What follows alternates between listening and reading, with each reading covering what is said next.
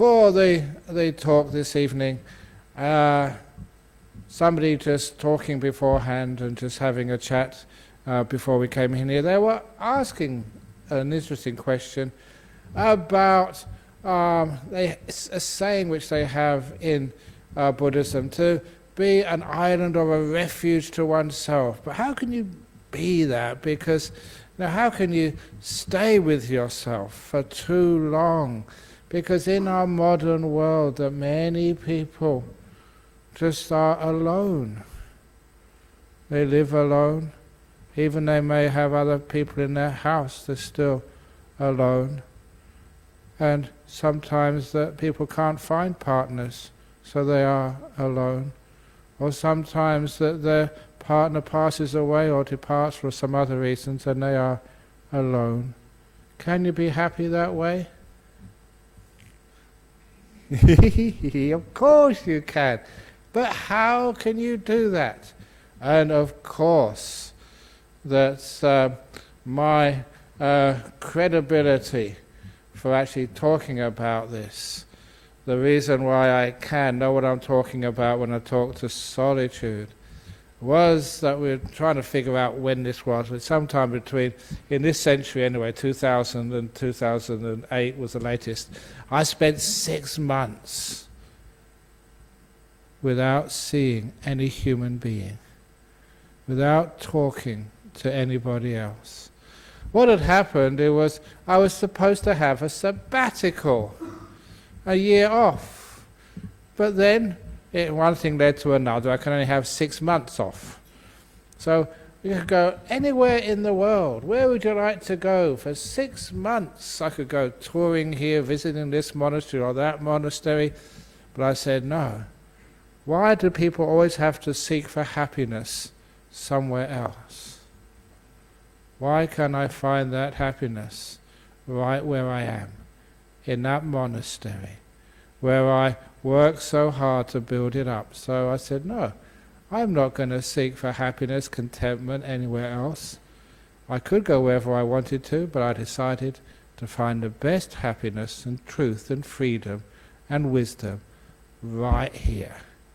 So I had a hut in the forest in Serpentine, and I stayed there for 6 months. Never went anywhere, except deeper and deeper inside. And it was arranged that we had a box. Actually, where's that box now? The box which, I think it's over, okay, it's still there somewhere. Anyway, we had a little box there, and in the morning, at a certain time, about 10:30, one of the monks would actually put my bowl with food in the box. And I would know the time they were coming, so I knew to be in my hut. And afterwards I would go to the box, open it up, eat the food, and then wash the bowl and put the box in there for the next day. So it's much better than Uber Eats. It was Monk Eats. So I never got charged, I never saw anybody. So there I was, and they knew I was alive because they see my bowl and food was eaten. So, and it could have been the kangaroos, I suppose, eating the food, but no, it was me. Although sometimes those kangaroos, they're really, really, really smart. And they soon found out that I was, in that hut. And sometimes, you'd leave your food outside on the veranda, it's a walking path. You'd leave the bowl there just for a few minutes to go inside to get something, because I liked eating on the veranda at first. And you know what happened? You find a kangaroo with his head inside my bowl, taking the first choice of food before I even got to it. And so from that time I decided to eat inside my hut. And so I'd eaten inside, but the window was open. And the kangaroo would come up onto my path and look at me through the window. And it was a poor kangaroo. So, you felt sort of some compassion for this poor... They had plenty of grass. But then I started by putting some healthy food outside. I remember like a carrot or some But they weren't interested in that. You know the food they liked the most? When I was on retreat? Pizza. Honestly. And it's almost, I don't know if it's healthy for them, but that's what the kangaroos decided they wanted to do. See a little kangaroo with a little pizza in their mouth. They love that. But anyway, let's go back to so I saw kangaroos, and I had some nice conversations with kangaroos. Can animals speak? Do you think they can? Sometimes that people think that's crazy. Spend 6 months by yourself and you end up talking to kangaroos. But this amazing stuff happens with these animals in the forest. If you're very peaceful, of course they have some understanding. I don't know if I still have this little photo which somebody gave me from Burma. I think it's in the back of the hall, back of the library somewhere. It was a snake photo. Because the story was, it was given me, I think, by a Burmese monk. And it was an amazing story that it was written in Burmese on the back. But there was a girl in Yangon, when she was young, she so claimed in her previous life to be a python, a snake, in a previous life, which is a weird thing to start with. But then she also said that she was obviously a very special python because she lived on the shoulder of an old Buddha statue in a cave in up-country Burma, and with 2 other pythons. And they were treated with great dignity by the villagers because they lived actually on a Buddha statue. And in Burma, you may know it's a very strong Buddhist country, and sometimes people say, oh, that's just myths. But the parents were intrigued enough to ask, where that village was, really up country, and to make a visit there, a long trek for several days. And when they actually got to this village, it matched. There were still 2 pythons left. And every moon day, they were taken, ceremoniously, handled by the village elders and taken out to be bathed, and then afterwards brought back to the statue where they lived.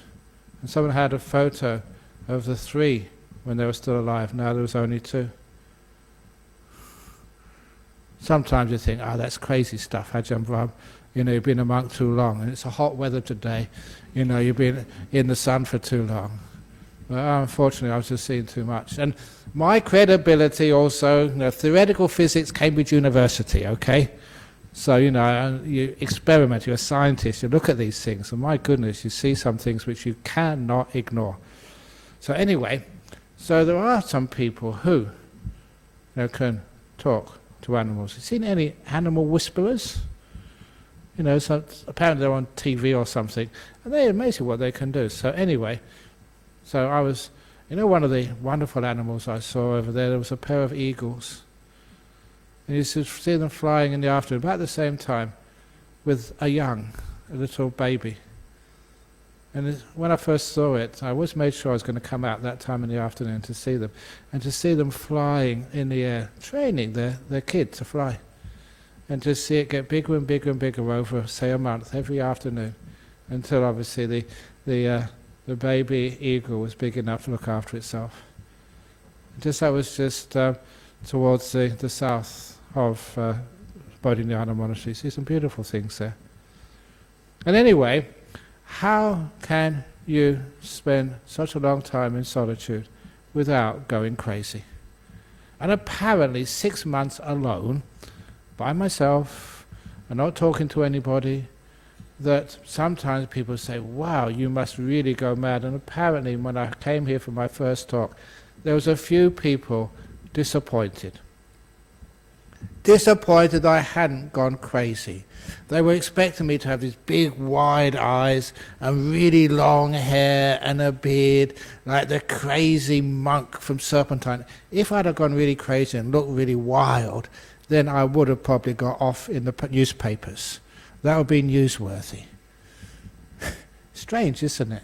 But when I come off nice and peaceful and blissed out, that's not really newsworthy. Isn't it weird that people all like sort of crazy stuff, but peaceful stuff they're not that interested in? Anyway, that's the subject of another talk. But how could you actually do that for 6 months without going mad? And it was always because during that time I knew how to be my best friend, to actually learn how to be at peace with myself, with my body, with my mind, learn how to not to make war with myself. It's not that hard. A lot of times people, they do react to difficulties with trying to exterminate those difficulties, making war with them, instead of making peace with them. So you may have a partner in life you're trying to get rid of. Or those of you who are single are trying to find a partner.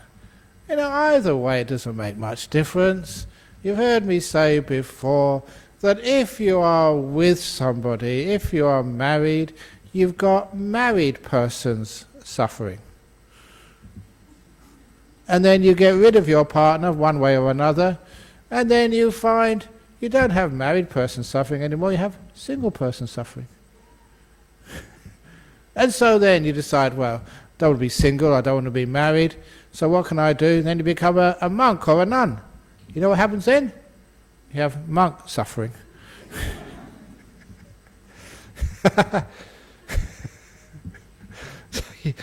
So that's because you always want to be something different. You want to go somewhere else. You're not really happy to be here. Oh, you kids, are you looking forward to going to school on Tuesday, Wednesday? Some people can't wait to go to school, see their friends, and as soon as they're at school they can't wait for school to finish. Have you ever noticed we always want to be somewhere else in life? So, this is actually how to be at peace with yourself. To be able to be kind to yourself, be kind to this moment. Instead of trying to cure and get rid of things, to care for things. Not curing, but caring. Now when you understand what that really means, you try and make peace with this moment. You don't fight it, you make peace with it. When you make peace with this moment, and you are kind, open the door of your heart to this moment, being compassionate to this moment,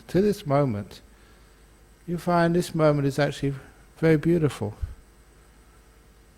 And when you become at ease with this moment, you find you can be at ease with yourself, with this old body, this old mind, telling really stupid jokes sometimes.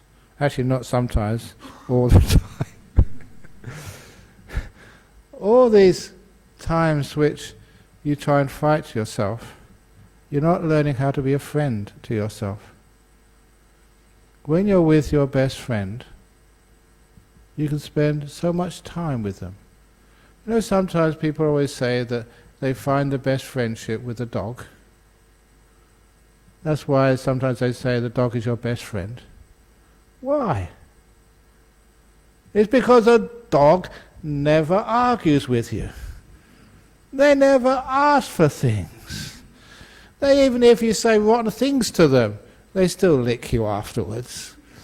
It's amazing. A dog is just so compassionate and tolerant and just likes to be with you. So that's why some people, if you can't find a partner in life, get a dog. Much easier to actually look after. They don't. But anyway, why is it that when we're with a best friend who doesn't criticize us, who doesn't ask for things, who's just happy to be with us, why is it they teach us so much love? Why can't we learn from those experiences how to be at peace with ourselves. But not demanding things from ourselves, not trying to do better. Over in the world, we're always trying to achieve this and to increase our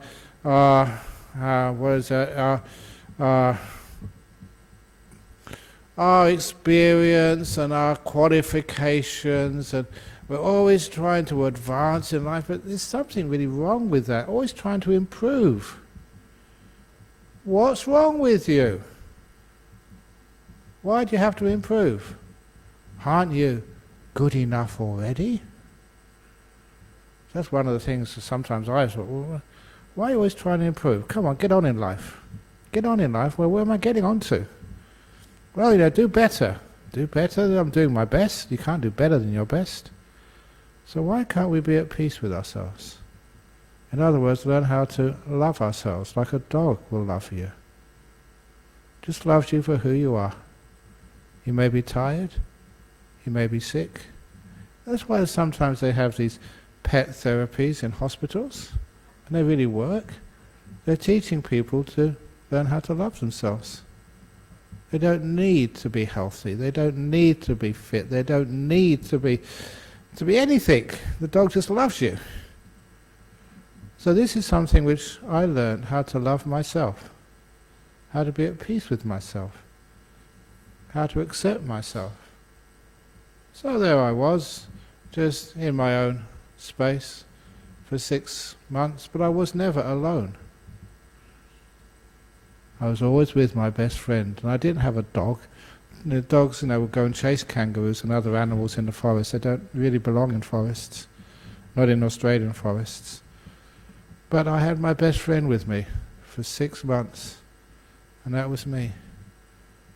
I was at peace with myself, at ease with myself. I'd opened the door of my heart to myself a long time ago. Just again, like my father taught me, son, this is what he said to me, and I've mentioned this so often before, but this story, once I say the story, it can go so many different ways, and it's this amazing little explanation of what real love and making peace mean in real life. When he said to me, son, wherever you go in your life, I was 14 years of age, the door of my heart will always be open to you. And it's always open to the mobile phones as well. Please don't criticize your mobile phones, that's just what mobile phones do. So the door of my heart is open. Oh, that's even wonderful. Thank you, mobile phone, for responding to my kindness with your beautiful music.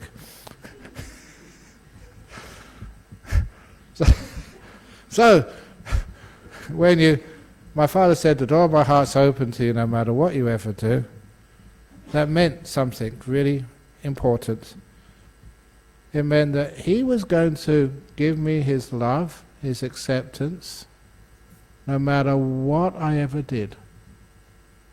And that's what it meant. And that I couldn't really understand just the power of that until much later. And of course I tried that with many other people, each one of you. Doesn't matter what you do, the door of my heart will always be open to you. And also to me. So the door of my heart, a long time ago, opened.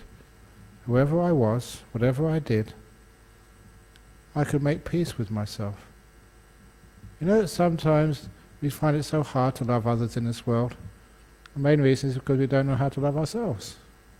We're so hard on ourselves. And the classic story, which I'm going to take the opportunity to mention here, and this is going to be interactive. So listen carefully, because there's going to be a question at the end of this story. So this was a story which teaches people about what open the door of your heart is. There were 7 monks who were meditating in a cave, deep in a jungle, a long way away. And those 7 monks, listen carefully who they were. The first monk was the head monk. The second was his brother. They'd become monks together. The third was his best friend. The fourth was his enemy. Now, wonder why do two monks live together and they just cannot get on. But some people have just got personality conflicts. They're both really good people, but they just cannot get on. So the fourth monk was the enemy. The fifth monk was a very old monk. He was so old that no one knew when he was going to die. Any day now, he would probably cark it. Well, I shouldn't say that maybe, but he would abandon his body. He would die. So he was the fifth monk. And the sixth monk, he was so sickly, so ill, even with the best care in the world and medicines, that it was just no one knew who would die first, the old monk or the sick monk. And the last monk, number 7, was the useless monk.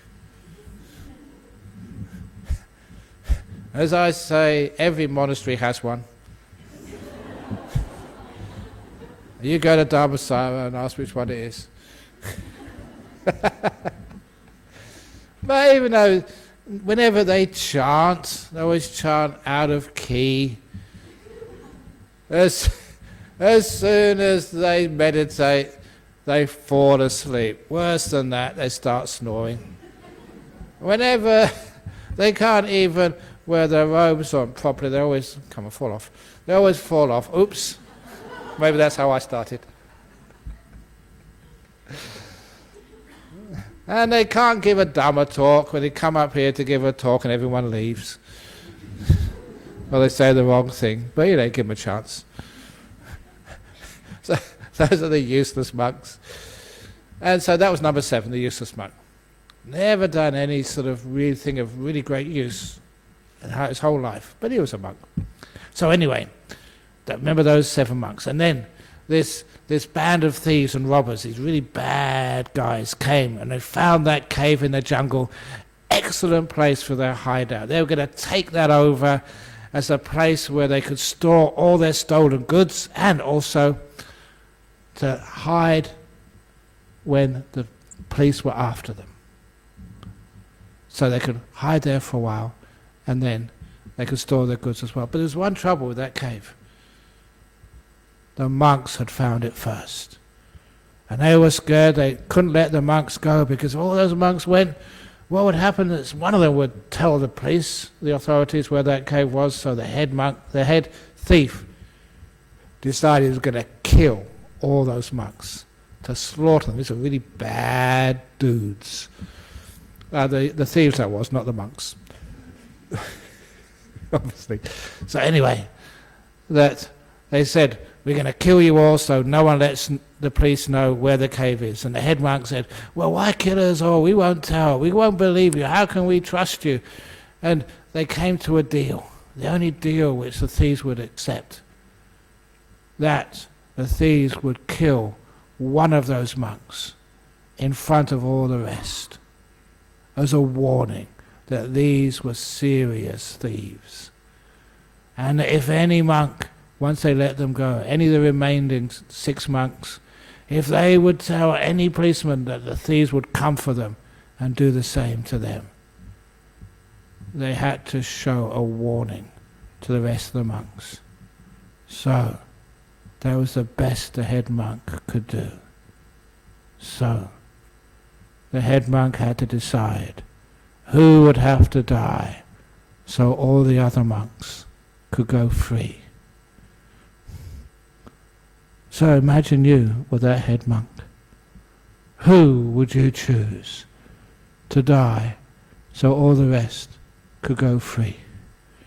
But before you answer, remember the list of 7 monks. The head monk, his brother, his best friend, the enemy, the old monk. And the old monk's about to die anyway. He's only just shortening his life by a couple of days. Sick monk, the same. He's going to die soon. And the last one, the useless monk, throughout his whole life, never done anything for anybody of great use. Maybe he could find a use after all that time. So if you're that head monk, who would you choose? And if you heard this before, don't spoil it by putting your hand up and saying what the answer is. So, who was chosen?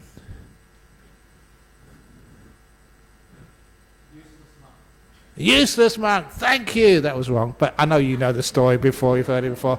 Just breaking the ice. The enemy, thank you, but no, yes? Head monk. Okay, be honest with us. If you think that's the right answer, put your hand up. Of course, thank you for indulging me, because you're all wrong. That's the wrong answer. But, you know, I've done that this one time, it was a Christian bishop, an Episcopalian bishop over in Sacramento in the United States. And he wanted to understand something about, you know, Buddhism, but I asked him that question. Of course, he said he sacrificed himself. And when I told him, said that's the wrong answer, you know, when I gave him the right answer, he said, wow, that is just so amazing. It goes way beyond sort of the divisions between religions and speaks to the heart of religion. And he said, asked if he could use that in his sermons, which he probably, you know, I said, certainly you can. No one owns truth, it's there to be used, to make people peaceful and happy. But the answer was, that many of you know now, was he could not choose, because the head monk's love and respect to his brother was exactly the same, no more, no less, than his love for his best friend. He loved even the enemy equally. And he loved the old monk and the sick monk, the dear old monk, the sick monk, the useless monk. He loved them all equally, but most importantly, he loved himself no more, no less than everybody else. That's why it was impossible for him to choose. And at that point, when I was teaching this to the bishop, I told him, said, don't you remember your teacher, Jesus, telling you to love your enemy as yourself? No, love your neighbor, sorry. Love your neighbor as yourself. Doesn't that mean to love yourself as your neighbor? No more, no less. Wow, he got it. Why is it we always sacrifice ourselves? First, is because there's something very wrong with our psychology, with our spirituality. It means that we don't love ourselves. We sacrifice ourselves. But does loving yourself mean you're going to be selfish? No. The old story, when I do bless marriages, that look in the wife's eyes, the new bride, say from now on, from now on you're a married woman, you must not think of yourself. Yes, she says. The guy, you must not think of yourself. Yes, he says. Then the guy, you must not think of your wife from this moment on. But he admits, okay, yes, I don't know why, but I trust you, Ajahn Brahm. And then telling the wife, you must not think of yourself from this moment on. You must not think of your husband from this moment on. Because once you're married, you must not think of yourself. That's called selfishness. That's not a marriage. You must not think of the other partner. That's where you burn out. So who should you think of? Us. The third option. In other words, loving yourself means that you count no more, no less than everybody else. But the reason I tell that story is because most times people sacrifice themselves, they don't love themselves. Which is one of the reasons why you can't spend time in solitude. After a while, you just go a bit mad or crazy, or you want to turn on the TV, or you want to sort of see what's happening in the news, or you want to sort of find out what's happening outside. We cannot sit still. We cannot find peace in our life. Why? Because we don't love ourselves. To love oneself or love another person, you don't have to be perfect. It is a wonderful thing to realize. You love yourself as you are. Otherwise you have to be perfect. It's such a strain, always trying to be perfect. Especially, I must admit, this is gender bias, but you poor ladies, you have to spend so much time. Have you ever seen anybody in high heels? That's torture. makeup and hair and stuff. Okay, maybe give you, if you want to do that, fine. But I do remember going to Melbourne once.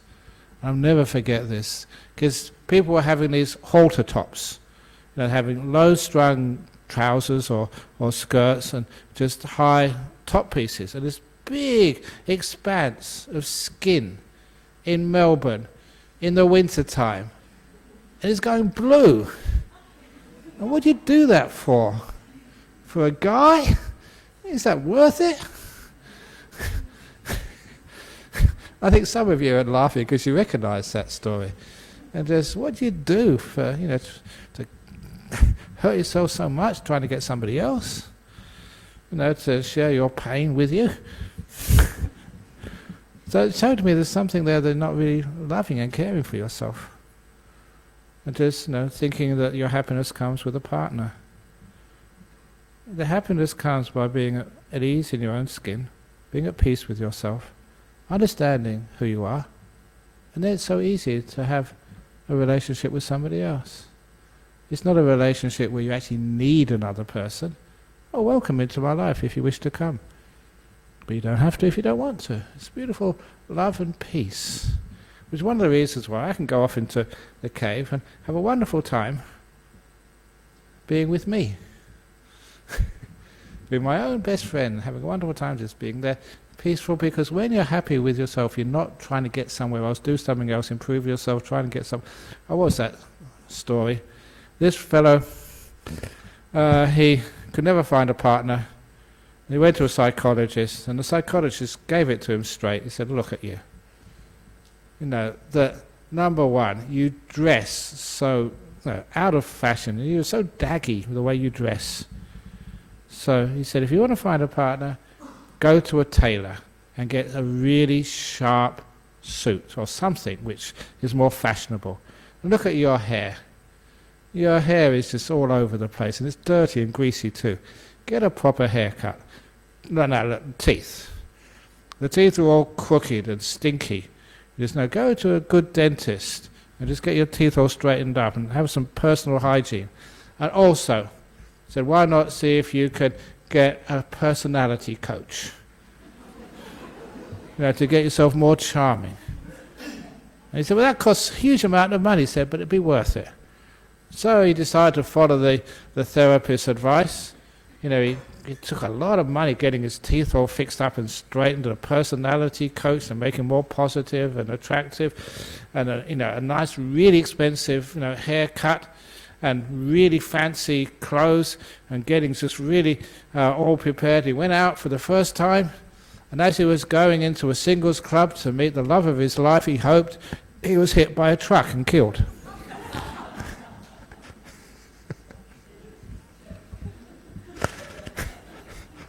And when he went to heaven, he was really upset. He said, God, why did you do that for? You didn't even give me a day after all that money and all that pain and stuff, getting myself all attractive. And God said, well, I didn't recognize you.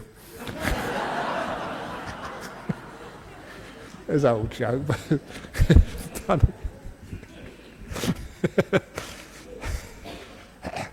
So anyway, so the nice thing, learn how to sort of be at peace with yourself and love yourself. And then you're happy even if you're alone or with others. You don't need and have to depend upon others. That dependence on somebody else, instead of being a refuge to yourself. You can be with other people. You can also be alone. And that's one of the great things as a monk. It's not only that, because as you spend lots of time by yourself, without distraction, alone, life gets very interesting. You become so much more sensitive to yourself and the world around you. With other people and with work, we get so busy that it's hard to find time to stop and find out who you're really living with. This body of mind called you, which bears your name. And actually, look, sometimes when you do have some solitude, while we built retreat centres to have time by yourself, that's where you get to know who you really are. not just know who you really are, because you become so still and peaceful, you can actually start to understand what the world has been teaching you all alone. Sometimes we just talk back to the world incessantly. It's called thinking. It's called planning. It's called worrying and just being obsessed with the pain of the past. When I say obsessed with the pain of the past, I was telling someone recently that when I went to a pain and loss conference many years ago, and there was a person, there was a very, her daughter was one of the victims of the Claremont killer. And anyway, after I gave her some really nice advice about how to let go of her pain, she came up to me, and she, nose to nose almost, she was so angry. And she said, "How dare you try to take away my grief?" It was one of the first times I realized that people would rather have pain and grief than be free when they've got used to it so long. They haven't really been listening to what life has been teaching them. So sometimes, if we spend more time in solitude, sometimes we can learn so much what the world, what nature always teaches us. Things like, we're not going to be together all the time. There are times when we have to part from the people we love the most. But it doesn't mean we get anxious. It means we enjoy those moments as long as we possibly can, instead of wasting them all with fear when they're going to go. Instead we can savor every moment. That's what, when things disappear, teaches. When we can save, when the people we love and care for are right with us, we can enjoy their company. And when they leave, they go with our blessing. Thank you for being part of my life for such a long time. But because you have another person you can stay with, yourself, you're happy in your own company, it also means you don't desperately try and keep people with you all the time. I don't know what I'll do without you. I know what you can do without them. If you love yourself as much as you love others, then you're always with someone you find is a comforter, a healer, a really good friend. Many people these days live in solitude, and they enjoy that. Many people live with their children, loving them to bits, and they enjoy that. But all you mothers and fathers know that one day your son, your daughter will fly away to the other sides of the world. And of course you'll miss them terribly, but let them go with your blessing. I remember what my poor old mum, when I was 17, I shouldn't give all the young men here ideas, but I got too late now. 17, I had a sleeping bag, my guitar, and I went hitchhiking from London over to North Africa. Must have driven my mum crazy. But off I went to explore the world. And she gave me her blessing. What a courageous thing that was. And of course I came back and looked after her. But that's one of the things which we do. We learn that ability to love ourselves, to love others, and to love life. Do you love life? People think they do. But life is always includes sickness and death and separation. That's also part of life. So when people say they love life, they usually say they love only the nice part of life, the pleasant part. The person who really loves life understands everything about it, the whole of it. They understand themselves. They learn their weaknesses, their strengths, all about themselves. That's who you are.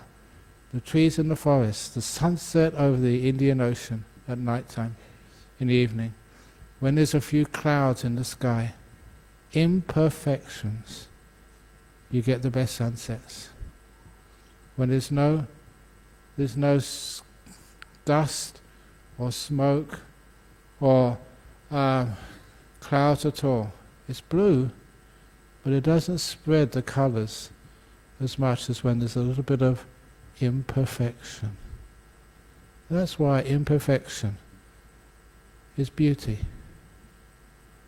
in my eyes. You don't have to be perfect to be delightful. Your partner, you will never make them perfect. Why? Because you're not perfect. Your child will never be perfect. Not in the teacher's eyes, but in mum's eyes, in dad's eyes, always perfect. So remember that, kids. You're going to go to school and you're going to get criticized, and sometimes your teachers say you're not good enough.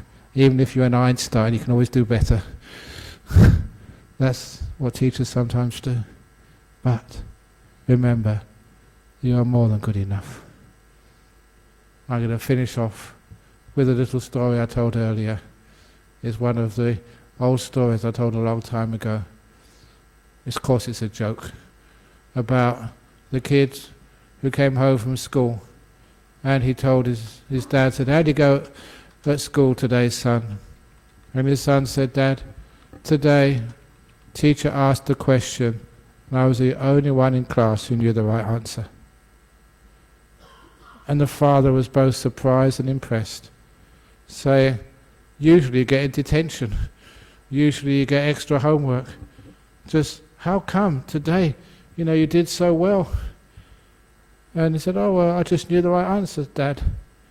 And Dad said, "I'm so proud of you," and gave him a $20 note as a reward, trying to encourage him to be smart in the future. And so as the kid took the $20 and walked out of the room, the dad said, "Oh, by the way, what question did your teacher ask? Who broke the window in the classroom?"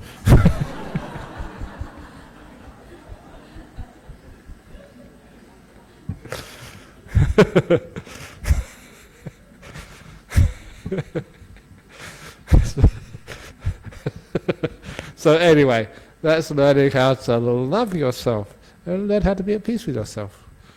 You're not half as bad as you expect yourself to be. Sadhu, sadhu, sadhu. Okay, so any questions? What about from the people here, first of all? You always got put in second line. Anyone here has a question they would like to ask? And don't ask who broke the school window. Okay, we've got some questions. Oh, the question maybe some people would like to ask, they always ask this, in that story about the 7 monks and the thieves, what happened afterwards? Once the monk said he couldn't make the decision because he loved everybody equally. Now this is based on Thanaputta's Thera. Well, very loosely based, but it is based on that story in the Theragatha. That the thieves were so impressed with that answer when they learnt something which was not religious as much as spiritual, had deep meaning. Well, that's what love really is. You love everybody equally. That the thieves were so impressed that they let all the monks go, and half of the thieves became monks, and the other half went back to the village and got a proper job. It can happen. It does happen.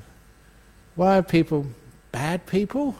Are they really bad people? They're just running away from themselves because they're afraid of who they are. And they love themselves.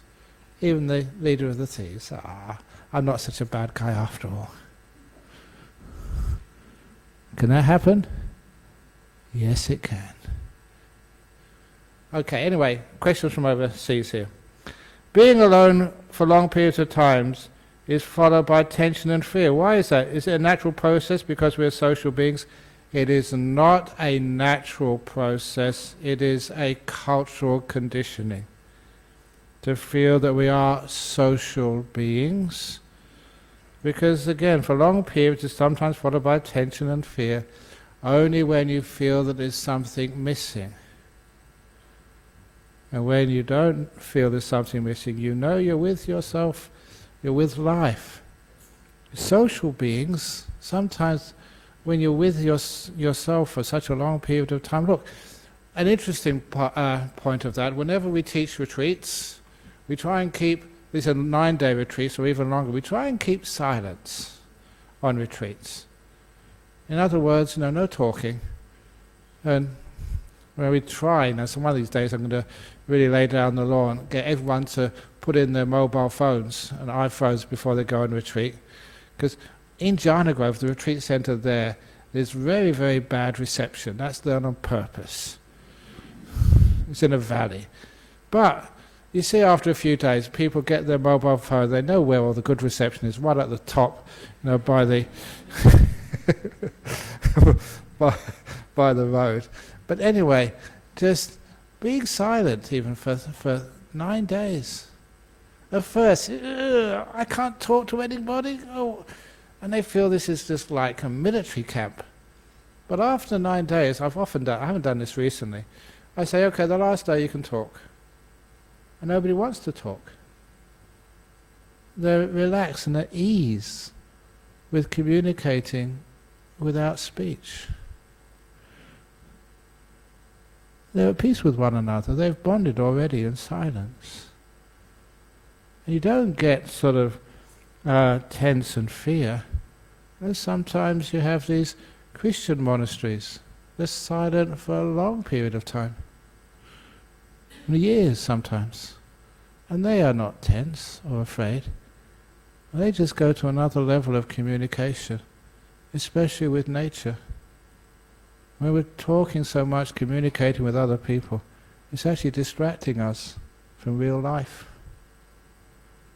Certainly that's you find when I was 6 months of retreat, you really understand your own nature, the nature of this mind, the nature of the world, and all these little animals which you live with.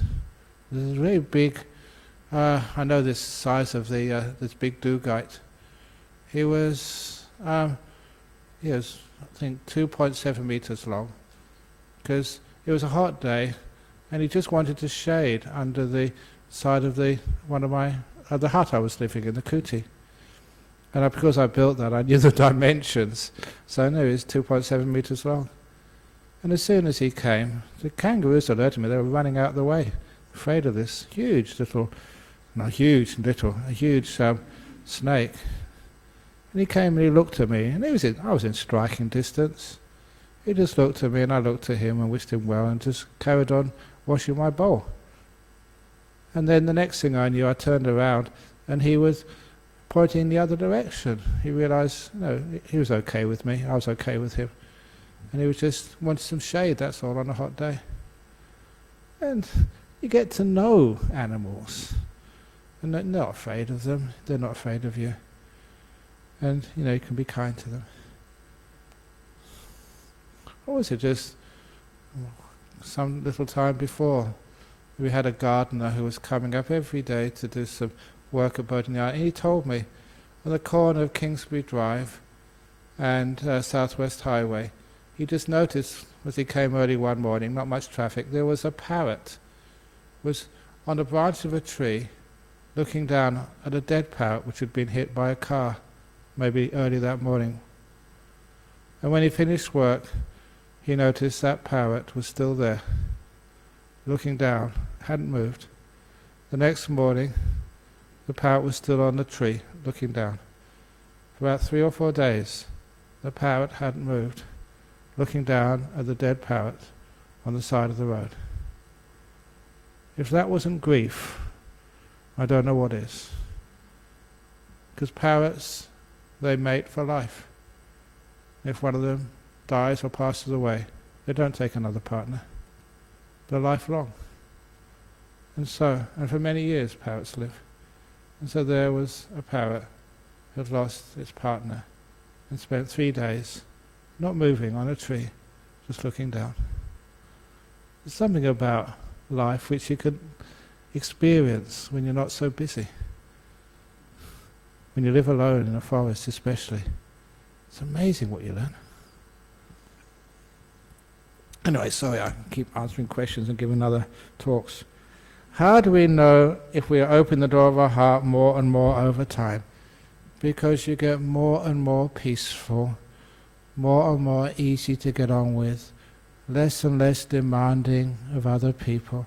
And when you open the door of your heart to others, and you open it has to be both ways, to others and to yourself, you get more peaceful, more understanding. So in life, instead of thinking that something's gone wrong, what can go wrong? If you open the door of your heart to life, make peace with it. How does one cultivate self-love in difficult and politically uncertain times, when the government seems to be dividing people and assigning their value based on their passport and not real merits? Again, that's one of the greatest ways of showing love to others, is being at peace with yourself.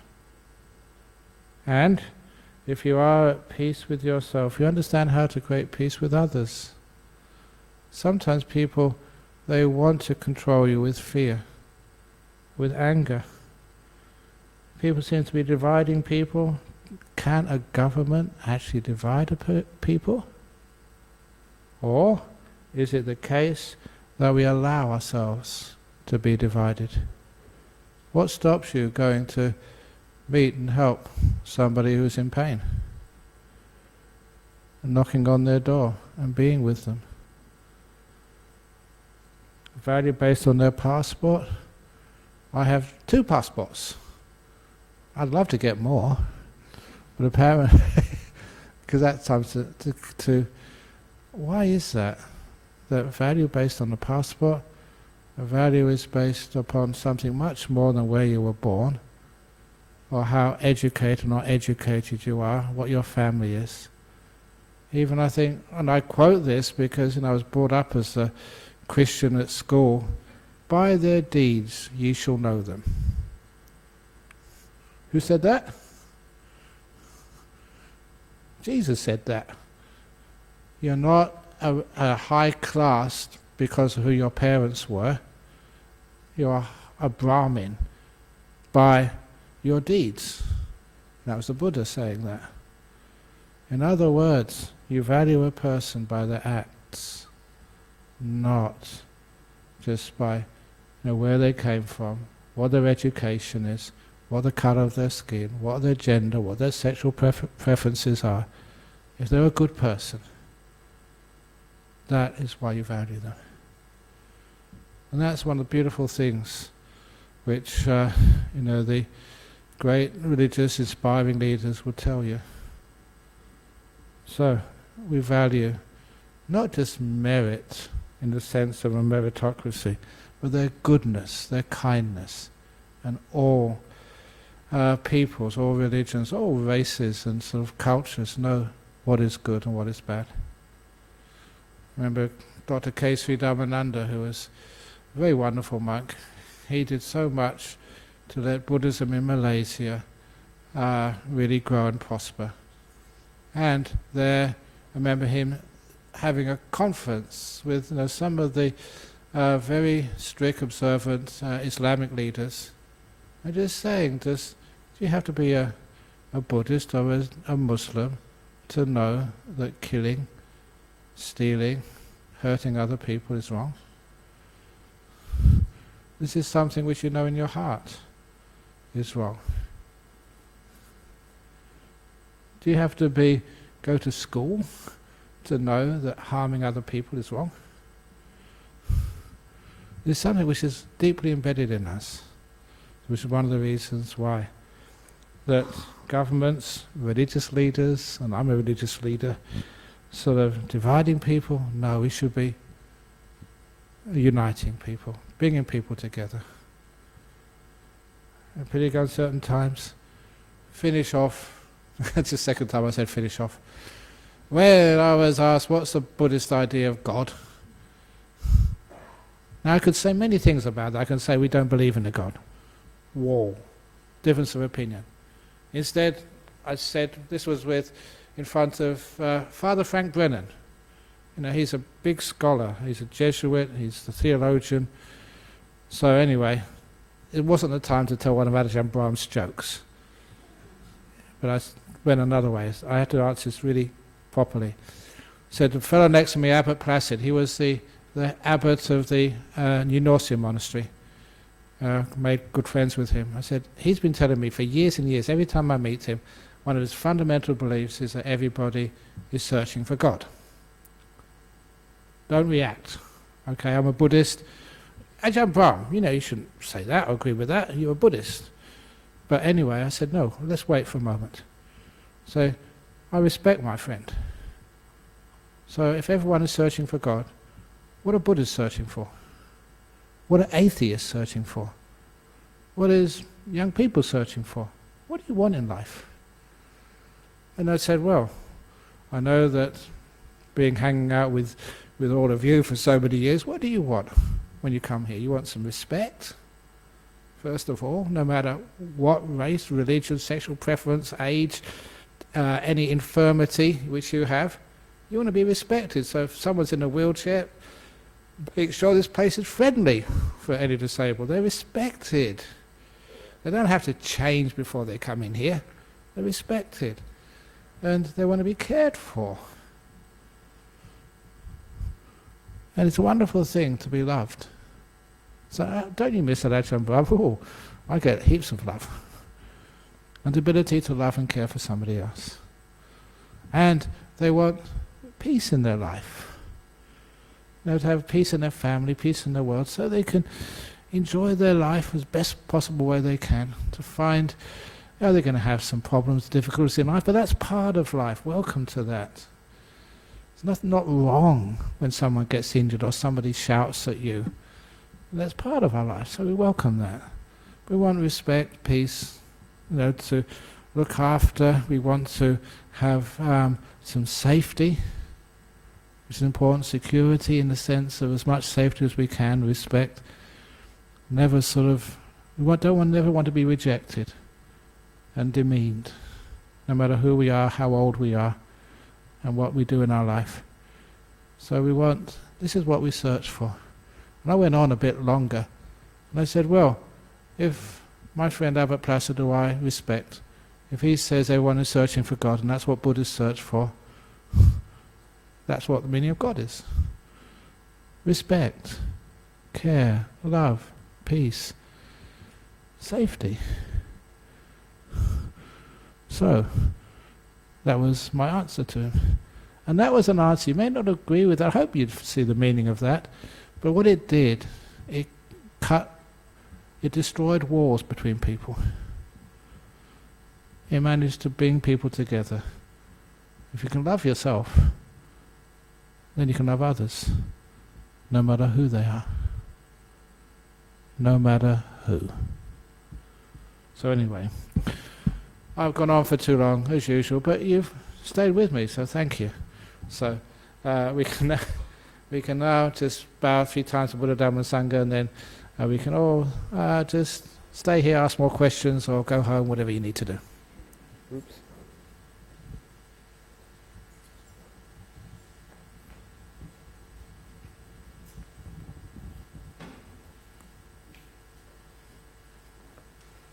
Arahang Samma Sambuddho Bhagava Buddhang Bhagavantang Abhivademi Suakato Bhagavata Dhammo Dhammang Namasami Supatipano Bhagavato Sawaka Sangho Sanghang Namah.